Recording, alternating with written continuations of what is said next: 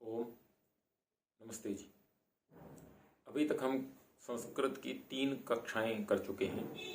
आशा करता हूं आप जो कक्षा में पढ़ा है उसको समझ रहे होंगे और उसका अभ्यास भी कर रहे होंगे।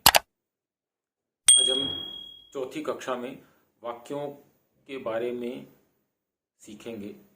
वाक्य क्या होते हैं, कैसे बनते हैं और कुछ वाक्यों का अभ्यास भी करेंगे। तो सबसे पहले वाक्य की परिभाषा।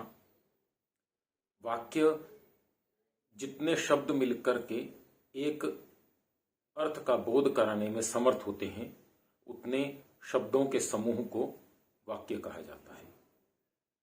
शब्दों के समूह जो अर्थ का बोध कराते हैं वे ही वाक्य होते हैं।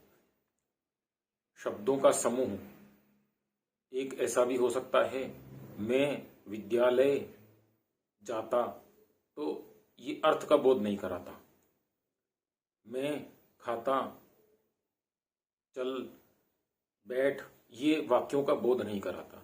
अतः ये शब्द नहीं है, यह वाक्य नहीं है। जो वाक्यों का समूह किसी अर्थ का बोध कराता है उसे ही वाक्य कहते हैं।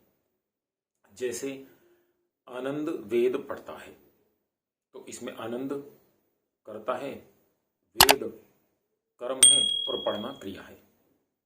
अब एक दूसरा वाक्य है, आनंद वेद मुझे कल यहां, परंतु इसका कोई अर्थ समझ नहीं आता, तो यह सार्थक वाक्य नहीं है, तो इसका कोई अर्थ नहीं है, तो यह वाक्य नहीं है।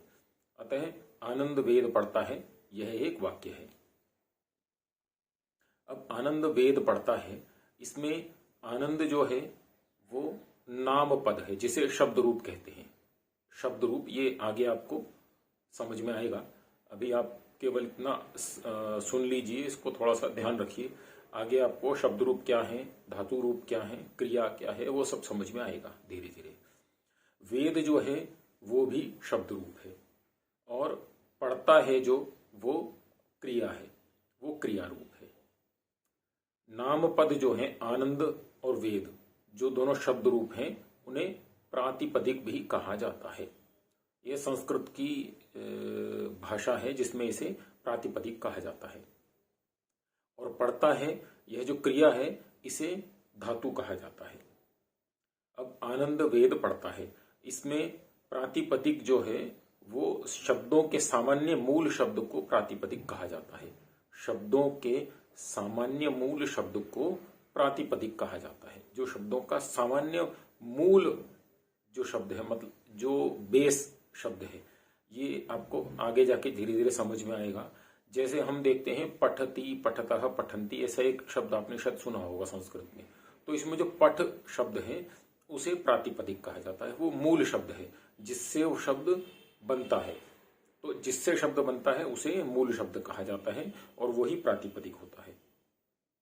तो ये अब आनंद वेद पढ़ता है, इसमें आनंद जो है नाम पद है, वेद है वह भी नाम पद है और पढ़ता है वह क्रिया है। इसी प्रकार हम कुछ और वाक्यों को देखते हैं। अथर्व देख रहा है, अथर्व जो है वो क्या है, कर्ता, नाम पद, और देख रहा है वो क्या है, क्रिया है। इसके पश्चात आर्या जा रही है। अब जा रही है वो क्या है, क्रिया है, और आर्या क्या है, कर्ता, नाम पद। इसके पश्चात पत्ता गिर रहा है, पत्ता जो है वो क्या है, कर्ता है, और गिर रहा है वो कर्म है, क्रिया है।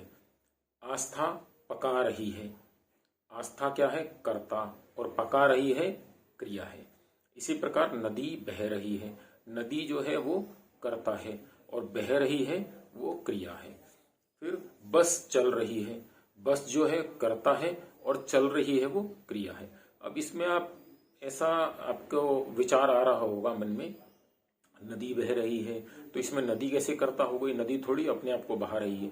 परंतु ये संस्कृत में जो एक संस्कृत का जो तरीका है बोलने का और समझने का, उसके अनुसार जो कार्य हो रहा है, जिसके द्वारा किया जा रहा है, उसे कर्ता कहते हैं।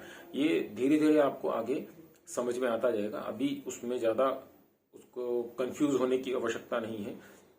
अब आगे हम देखते हैं क्रिया करने वाले को कर्ता कहते हैं। जो क्रिया करता है, जिसके द्वारा क्रिया होती है, उसे कर्ता कहते हैं। जैसे आनंद वेद पढ़ता है, अब इसमें वेद कौन पढ़ रहा है? आनंद। तो आनंद जो है वो कर्ता हो गया। अथर्व देख रहा है, अथर्व इसमें देखने की क्रिया कर रहा है, तो कर्ता कौन हुआ? अथर्व। इसी प्रकार आर्या जा रही है, तो कौन जाने की क्रिया कर रही है? आर्या। तो आर्या क्या हुई? कर्ता। आस्था पका रही है, तो इसमें कौन कर्ता हुई? आस्था। फिर पत्ता गिर रहा है, कौन गिर रहा है? पत्ता गिर रहा है। वो चाहे हम जिसे निर्जीव भी बोल देते हैं, वो भी है, परंतु क्रिया उसी के द्वारा हो रही है, तो इसके लिए उसी को कर्ता कहा जाएगा। अब नदी बह रही है, इसमें कौन बह रहा है? नदी। तो नदी इसमें कर्ता हो गई। इसके पश्चात बस चल रही है, तो इसमें बस जो है वो कर्ता हो गई। इस प्रकार ये हम इसमें कर्ता, क्रिया और कर्म, ये तीनों चीजों का निर्धारण करते हैं। तो आज के लिए मुझे लगता है इतना ही पर्याप्त है। आप इसका थोड़ा अभ्यास कीजिए, और कुछ इसमें शंका हो तो आप मुझे कमेंट करके पूछ सकते हैं। धन्यवाद। नमस्ते जी।